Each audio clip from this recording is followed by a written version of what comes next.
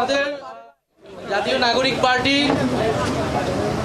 সাথে ডক্টর মোহাম্মদ ইউনূসের আজকে একটি বৈঠক হয়েছে এবং উনি বিভিন্ন রাজনৈতিক দলের সাথেই বসছেন। সেই ধারাবাহিকতায় জাতীয় নাগরিক পার্টির সাথেও আজকের এই আলোচনা।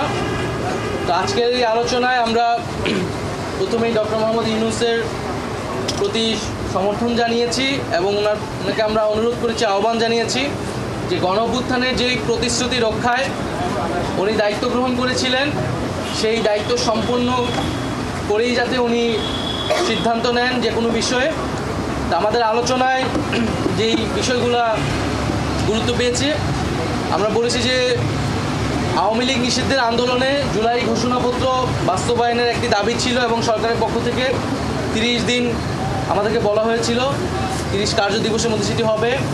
তো নির্ধারিত সময়ের মধ্যে যাতে জুলাই ঘোষণাপত্র জারি করা হয়, প্রদান করা হয়, সেই বিষয়ে আমরা আহ্বান জানিয়েছি এবং সরকারের পক্ষ থেকে, ডক্টর ইউনূস স্যারের পক্ষ থেকে আমাদেরকে আশ্বস্ত করা হয়েছে। দ্বিতীয়ত, আমরা যে জুলাই গণঅভ্যুত্থানে শহীদ হয়েছেন, শহীদ পরিবার এবং আহত যারা রয়েছেন তাদের যে পুনর্বাসন প্রক্রিয়াটা, সেই প্রক্রিয়া কাজটা ধীরগতিতে আগাচ্ছে। সঞ্চয়পত্র গণঅভ্যুত্থান অধিদপ্তর থেকে যে সঞ্চয়পত্র দেওয়ার কথা ছিল সেটি এখনও সকল শহীদ পরিবার পায়নি। মাসিক ভাতা দেওয়ার কথা ছিল, সেই ভাতা দেওয়াটি এখনও শুরু হয়নি। আমরা বলেছি যাতে দ্রুত সময়ের মধ্যেই প্রতিশ্রুতিকৃত সকল যে দাবি, আর্থিক সহায়তা সহ পুনর্বাসনের সেই বিষয়টি যাতে নিশ্চিত করা হয়। দ্বিতীয়ত, শেখ হাসিনার আমলে হওয়া জাতীয় এবং স্থানীয় পর্যায়ে সকল নির্বাচনকে আমরা আনুষ্ঠানিকভাবে অবৈধ ঘোষণা করতে বলেছি। কারণ সেই সময়টা শেখ হাসিনা একটা ফ্যাসিবাদী শাসন ব্যবস্থায় ইলেকশন করেছিল এবং মানুষের ভোটাধিকার হরণ করেছিল। রাতের ভোট হয়েছে, ডামি নির্বাচনে ডামি প্রার্থীর ভোট হয়েছে।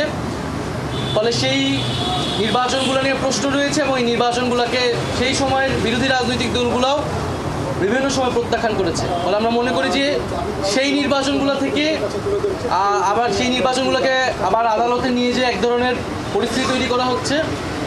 তো সেই বিশৃঙ্খলা এড়াতে সেই পূর্বের নির্বাচনগুলোকে আইনগতভাবেই অবৈধ ঘোষণা যাতে করা হয়। আমরা চতুর্থত বলেছি যে ইলেকশন কমিশনের উপর আস্থা রাখতে পারছি না রাজনৈতিক দল হিসেবে। সেই ইলেকশন কমিশন পুনর্গঠন করে যাতে স্থানীয় সরকার নির্বাচনের দ্রুত আয়োজন করা হয়। এর ফলে নাগরিক সেবা যেই দুর্ভোগটি হচ্ছে, নাগরিক সেবা পাচ্ছে না জনগণ, সেটি নিশ্চিত করা সম্ভব হবে।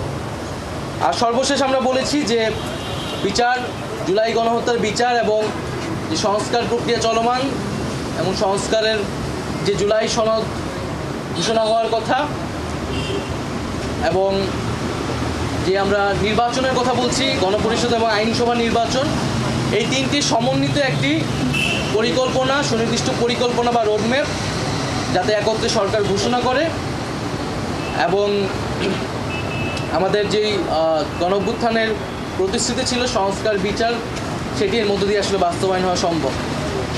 জুলাই মাসের মধ্যেই জুলাই সনদ আসবে এরকমটা আশ্বস্ত আমাদেরকে করা হয়েছে। আমরা বলেছি যে বিচারটাও কবে শেষ হবে, কোন প্রক্রিয়া আগাবে এবং নির্বাচন যেটা জানুয়ারি থেকে ডিসেম্বর থেকে জুনের মধ্যে হওয়ার কথা, সেটারও একটা সুনির্দিষ্ট পরিকল্পনা যাতে সরকারের পক্ষ থেকে ঘোষণা করে। মোটা দাগে এই 5টি বিষয়ে আমাদের আলোচনা হয়েছে।